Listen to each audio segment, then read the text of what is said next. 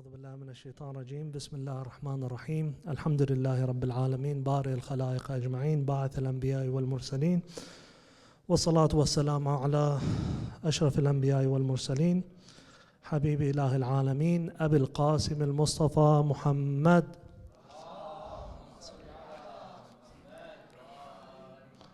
وعلى آله الطيبين الطاهرين. قال الله تعالى في محكم كتابه المبين: أعوذ بالله من الشيطان الرجيم بسم الله الرحمن الرحيم ولا تكونوا كالذين نسوا الله فأنساهم أنفسهم أولئك هم الفاسقون. صدق الله العلي العظيم. صلوا على محمد وآل محمد.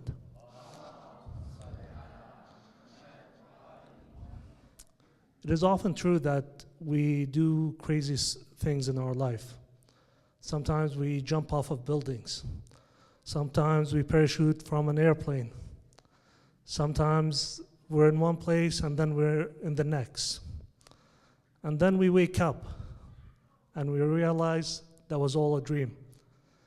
But while we're inside that dream, we don't actually question what's happening. Sometimes we do things that are against our better judgment. Sometimes we wake up and we're like, why did we do this thing? Or why did we say this thing? Sometimes it's exactly the opposite of our thoughts or beliefs, but while we're in that dream, we're always non-questioning. We're always going with the flow. We're always on autopilot. In the life of Imam Al-Hadi, which is the celebration we're here for, and also his martyrdom, which is very close to each other, I want to focus on one aspect of it. It's sometimes attributed to one of the du'as that he says, or sometimes saying that he said at the end of his life, which is, Allahumma la taj'alni mimman yansa dhikrak. And this is the focal point that we want to focus on today. Indeed, we can see that this point is reflected across every media, even in like movies, stories. They discuss different aspects, which is the aspect of free will, for example.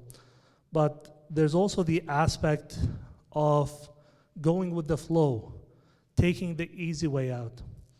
One good example, if some of you guys who will know this movie will understand right away, there's a movie called The Matrix. And in that movie, people are basically living a life of lies. They're living in a dream. And there are some core special people who are outside of that. They're living in the reality. But the dream is very nice. It's very comforting. It's something that people don't want to wake up from. The people who live on the outside live a harsh life. Their food is disgusting. Their living conditions is horrible. And they're always hunted down so that they can be put back into the dream. There's even one of them who's awake who wants to go back to being asleep. And this is the core aspect of our talk today, which is Ghaflah.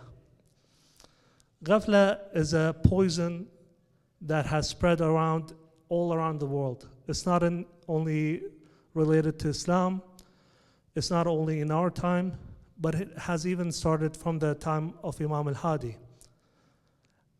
Ghaflah doesn't have a direct translation in English.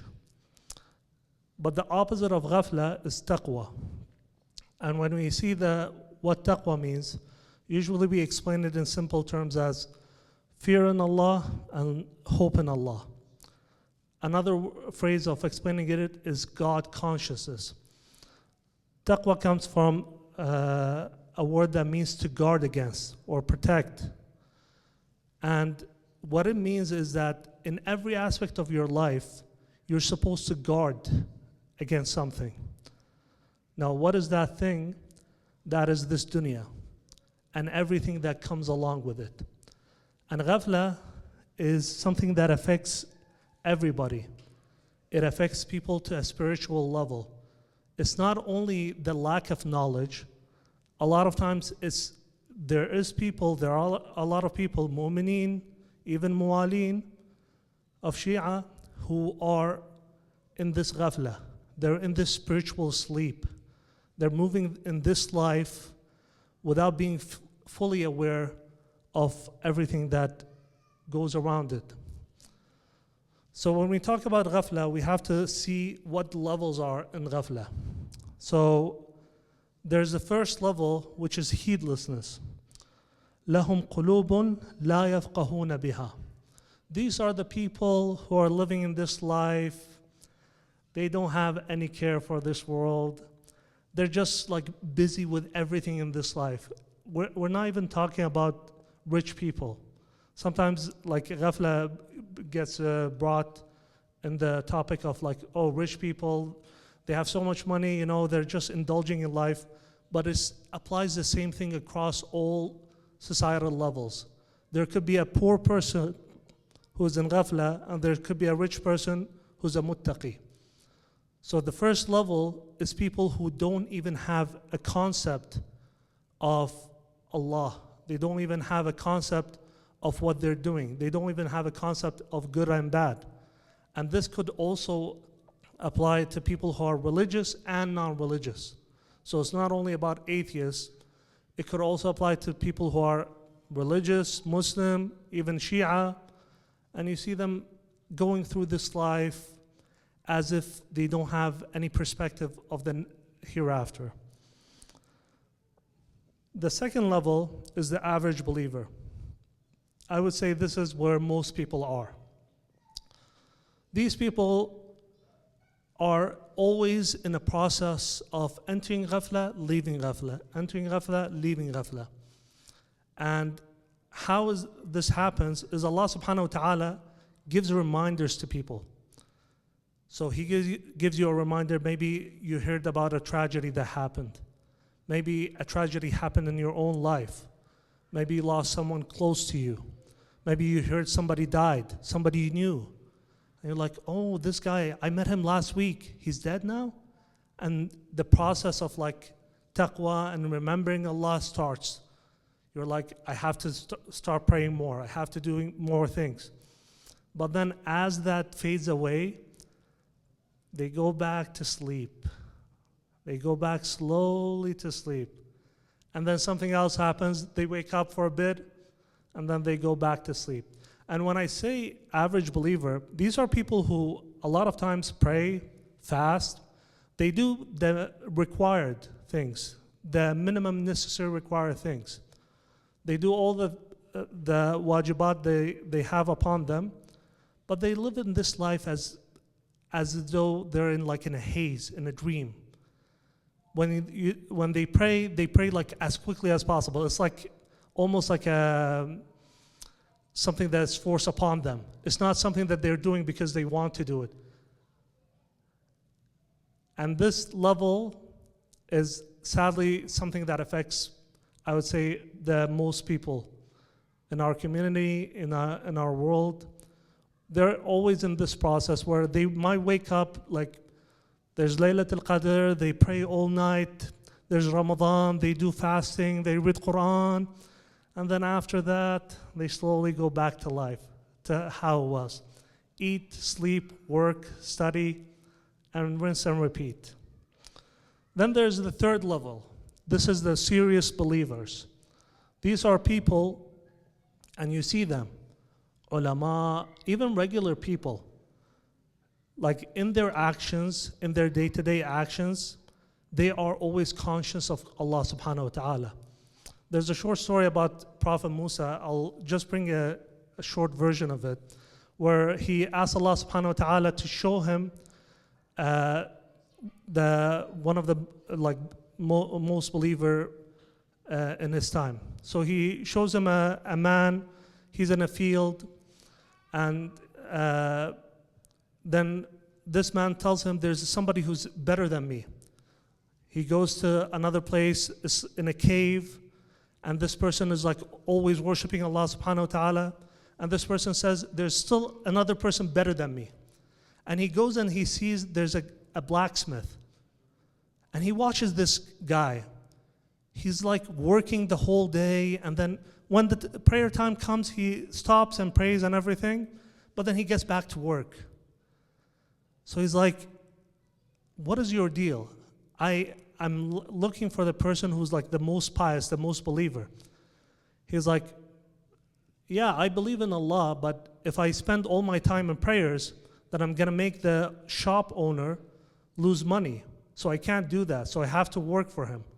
So you can see from this example that being a strong believer, a pious believer, doesn't mean like you're spending your whole day doing ibadah or worship, but it's in every aspect in your life, everything that you're doing, you have to know what is halal, what is haram, what you should do, what you should not do. Dhikr of Allah subhanahu wa ta'ala, always remembering Allah, always knowing the reason why you're doing things. So that is the strong believer. Then there's a fourth level, which is a pious believer. These are the people like Salman al-Muhammadi, al-Miqdad. Those are people who they're fully awake. They're awake all the time. They might make mistakes here and there, but they repent immediately right after. They don't wait. If they make any mistakes, they immediately go and ask for forgiveness. And those people always have Allah subhanahu wa ta'ala in front of them. They're always conscious of Allah subhanahu wa ta'ala. And then the fifth level, there's the prophets. Prophets, they're infallible, but they still have something called tark al-awla. So they might leave the best choice, they might choose the second best option, which can be debated to be considered ghafla or not, but there is that level. But then there is the sixth level, which is the highest level, which is our Prophet sallallahu alaihi wasallam, salawat.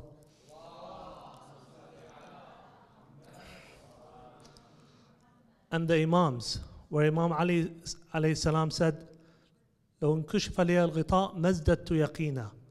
If the veil was lifted from my eyes, I would not increase in faith, in belief, because he has reached that level where ghafla does not even come close to him. It does not even touch him. And one thing we have to focus on here, which is one of the tricks that Shayṭān plays on us. And this is something I believe everybody goes through in their life. For the older generation and for the younger generation, I believe this affects a lot of them. Which is when we talk about the Imams, we said Imam Ali did this. Imam Ali, when he prays, they stitch his wound because that's the only time he doesn't feel pain or doesn't pay attention to the worldly thing. We say this Imam Sajjad, he's named Sajjad because of how much he prostrates to Allah subhanahu wa ta'ala. And when we mention these things, a lot of people, the first thought that comes to mind, which is a trick that Shayṭān plays on you, is like, Ya ba dhola ma'asumin. Ahna wain al-ma'asumin. Those people are infallible. We can't reach their level. You can't say like, oh, the Imam did this, so I should do this. This is an Imam Ma'asum. I can't reach his level. But this is a trick that Shayṭān plays on you. Because when we even talk about infallibility, one opinion that scholars have on infallibility is that it comes from knowledge. So for example, let's say I have this cup over here. If somebody tells me, and somebody I trust, or maybe I see in front of me, somebody puts poison in this cup. Now, can I drink this water? Yes, I can drink it. Will any sane person drink this water if they know there's poison in it? No. So the infallibility of the Imams, one opinion, comes from the knowledge that they have, the knowledge of the consequences of actions, of the evilness of the sin in front of them. So can an Imam physically commit a sin? Theoretically, yes. Just like I can drink this cup if there's poison in it. I can drink it, but would any sane person do it? No. So we have a lot of times examples in history of people that have reached high levels of isma, where they're not infallible like from birth, or they're not infallible like the imams, but they have reached a level where they don't commit everyday sins like you and I do, where the sin itself is not something that is tempting to them, it's something that is repulsive. Just like if let's say I bring a whole roast pig in front of you guys here, would anybody be tempted to eat it? I think most people would be disgusted by it. Just like if you see there's a bottle of alcohol, I'd be like, has anybody be tempted to drink this? No, because we know the evilness, we know the sin of doing these actions. Now we have to apply this same thing in every aspect of our life, and that's how we can escape from ghafla. One good example to show if people are in ghafla or not is to bring the topic of death. Whenever you're in a setting, you're hanging out with your friends, you're laughing around, somebody brings about the topic of death, like, hey guys, we're all gonna die, or like my grandfather passed away this week, and everybody's like, man, you brought the mood down, like you ruined the mood, we're all having fun, we're all laughing. But why does that happen? I think a good example would be, let's say there's a decision by the government of Canada to deport everybody, or like let's say just here, to deport the people here in 3 years. Now you know that's gonna happen in 3 years. That's a fact. Now your relatives back home, they hear about this, and maybe they start calling you. Maybe once a week, once a month, maybe every day, depending on the level that you're on. One group of people, they get called just like how my mother-in-law does. It's like, come here, I'm gonna bring you the best food. You don't have to work, just sit down, relax. We have AC, central AC. We have a generator, so even if there's no electricity, we got you covered. عندنا مولدة وما أدري شنو 16 أمبير. You're gonna live the best life here. Whenever you want, you can go visit the imams. And every week they call you and tell you that. They spoil you. They're gonna be like, we're gonna spoil you. You don't have to work here. You're gonna be like in retirement mode. It's gonna be amazing. All the food you're gonna have is gonna be amazing. You don't have to work. You don't have to do anything. You're gonna be living in luxury. That's it. Then there's another group. They call them, they're like, it's so hot here, man. It's like 50 degrees, 60 degrees. You can like boil an egg on the street, and you don't have any money here. So you're gonna have to work like 18 hours a week, 18 hours, not 18 hours, 18 hours a day, and you're gonna have to work under the heat of the sun, and they're gonna be paying you like pennies, and the food that you're gonna eat is gonna be rotten. Imagine the reaction of these two groups of people. The first group, they're gonna be like, I don't want the 3 years. I wanna go right now. Like, I wanna go there. This sounds like heaven. The other group is like, I don't wanna even go there. I just wanna die here. Like, I don't wanna go back. So you can see the reactions of these two groups of people be like, they have the same destination. They have the same promise. But depending on what are they gonna get there, their reactions are completely different. So remembering death is a very important aspect. اذكروا هادم اللذات. Always remember the destroyer of pleasures. Because whenever you have any temptation in front of you, the moment you remember death, the moment that you remember like you're gonna be buried under the ground. That's why it's also recommended to visit graves in the morning, not night. It's recommended to visit graves because you see where people ended up in. You see where you're gonna end up in. And when you remember that, all the pleasure that you have, the temporary temptation, they're all gonna evaporate because you're gonna remember that that's your destination and that you have to work hard for it. The other thing about ghafla is that it's always a constant battle.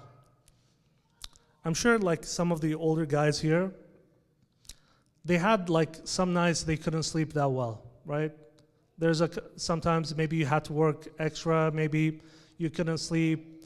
Sometimes like people who newly had children, they cry all the time, you can't sleep. And then the next day, how does it feel like? You're always sleepy. But like you go to work and you're like, I have to fight this. I have to fight this urge to sleep because I have to do my work.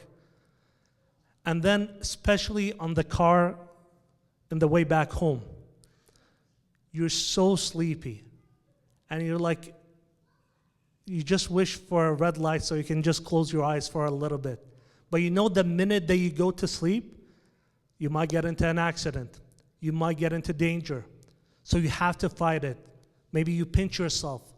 Maybe you drink 10 cups of coffee to just stay awake. Ghaflah is like that. It's not something where you fight it once and that's it. It's over. It always creeps back into your mind. It always wants you to stay in that state of laziness, in that state of ease. Even if your life is not easy, by the way. Even if your life is hard. Ghaflah takes you back to that world, to this world. Tells you like, Salat, okay, like we're gonna pray. Like I don't have to pray it like right now. Now is Salat time, I don't have to pray it now. I can pray it like an hour later or 2 hours later. Salat al-Sabah, alarm rings, you're like, I really don't want to wake up now. I barely slept for 3 hours. I just want to sleep another hour. I'm gonna pray it later. It's always gonna be a state of battle. So you always have to be in that state. You always have to be vigilant. And we have to remember that the Quran is, as I said last time, it's not a storybook. It's a book of remembrance. قل هل أنبئكم بالأخسرين أعمالا الذين ضل سعيهم في الحياة الدنيا ويحسبون أنهم يحسنون صنعا. So we see that people, even back then in the times of Imam Ali, the battle of Nahrawan, this was a very hard battle for the Muslimin because their opponents were not mushrikeen or kafirin. They were like reciters of Quran, memorizers of Quran, but those people went into that state of ghaflah. They forgot who their imam is. They forgot who their leader is. And they fell into that state, and a lot of them died in that state. And that's the worst death that you can have. So whenever we bring a topic, I always like to bring an answer. There's a lot of times people like, they bring a problem. Oh, there's something broken here. What's the solution? I don't know. It's just broken. So how can we exit ghaflah? So the first thing is something that everybody has in their home, which is the Quran. When you read the Quran, one interesting fact about it is that a lot of the ayats always talks about Qiyamah, heaven, hell, day of judgment, all these aspects. And there's a lot of like very strong imagery, like people being boiled, people having lead pour in their like eyes, ears, people being like suffering in hell. And then the opposite of that in heaven, where they have everything that they want, all their dreams will come true. So the Quran is a very strong foundation for grounding yourself. That's why even reciting one page of the Quran a day is something very helpful. Because when you do that, it brings you back. When you read about like how the people in hell suffer, you ask yourself, do I want to be one of those people? Do I want to enjoy 60, 70, 80 years of my life and then go to hell? And then it also reminds you of the thawab that you get when you do good deeds. So that's the first thing. Second thing is remembering death. This is a very strong incentive for a human being. And this is something that humans by nature have an aversion towards. Whenever you bring death, again, in a group of people, having fun, laughing, it brings the mood down. Because like people start thinking. There's like a story about like a scholar who went with a group of friends. They always went through like, there's a road in Najaf that goes through the graveyard. And one of the people said to the scholar, he says, I hate this road. Why? Because it makes me ponder. He's like, this is the purpose of it. This is the purpose of going and visiting graves, to make you ponder, to make you think. Third thing is you have to interrupt the autopilot. And this is something that happens in our everyday life. Even in our salat. A lot of people, they have problems in salat where they are like, I don't remember, is this the third rak'ah, fourth rak'ah? Some people even have the apps where they tell you the number of rak'ahs and stuff like that. Why does that happen? Because a lot of times we're on autopilot. We have done salat for like, some people done it for 10 years, 20 years, 30 years, 40 years. You've memorized everything. So you don't even have to think about it when you recite. Sometimes you catch yourself like in the middle of recitation, you're like thinking about like, yeah, I need to go to the grocery store. Like my wife told me to buy this thing. And yeah, I need to fix this thing in the house and I need to do this and that. Oh yeah, I have to remember to do this thing for work. You can think about all of that because you're on autopilot. You're not thinking as you're doing the salat. So this is something that happens even in your everyday life. Because we have like waking up, salat al-subh, going to work, lunch, dinner, salat al-dhuhr, asr, coming back home, maghrib, isha, rinse and repeat. Break that cycle. Do something else in your day. Do something that differentiates your day. Do one dhikr extra on that day. Maybe even during your salat, one good method of combating autopilot is don't recite the same surahs in the salat. And don't recite the same dhikrs. Like maybe you always do Surah Al-Ikhlas, switch it up, Surah Al-Qadr. Maybe in the qunut you always say, Allahumma atina fid dunya hasana wa fil akhirati hasana. Switch it up, do a dua for your parents. That breaks the autopilot because you have to think about it. One good, one thing I remembered that there's a Buddhist psychologist, I told you guys about this last time, where he was talking about like how do you interrupt temptations? Like right now you have a temptation to do something. Like I have a temptation to drink this water. Sallu ala Muhammad wa ali Muhammad. Now I drank that water, but let's say I didn't want to drink this water. I was fasting. I have that temptation, that real urge right now to drink this water. So what he said to do, he gave a couple of exercises. One of them is you have to put your hand in a certain way, and then you have to breathe in one nose, breathe out in the other nose, using these two fingers. Now, when you first do it, the action is very weird. It's awkward. And you have to pay attention. You're like, oh, wait, am I supposed to breathe in this way or that way? But he says that's the way to break your cycle because you're drawing your attention away from that temptation by doing something consciously, like breathing in and out. And this, once you do it for like 5-10 minutes, that temptation goes away. So it's the same thing with breaking the autopilot. You have to do something that you're not used to. So do an extra dhikr, do an extra salat. In the salat, do different surah when you're reading. Do different dhikr in the qunut. So interrupt that autopilot. Don't ever be content with where you are. Don't ever be relaxed in your life. Always change it up. Do something different. Fourth thing, and this is important for the young ones especially, choosing companions. Choosing companions is one of the most important things in your life. This is something that has been drilled to me since I was a kid, and I didn't realize it until I had bad companions, and I saw their effects on me. And a lot of people say, I'm not going to be affected. Like my belief is strong. I have a strong personality. people are not going to affect me, but they're going to affect you. There's a story of one of the Imams where he had, in the narration, it says a friend of the Imam, which usually doesn't say, it usually says like a companion or a follower or something like that.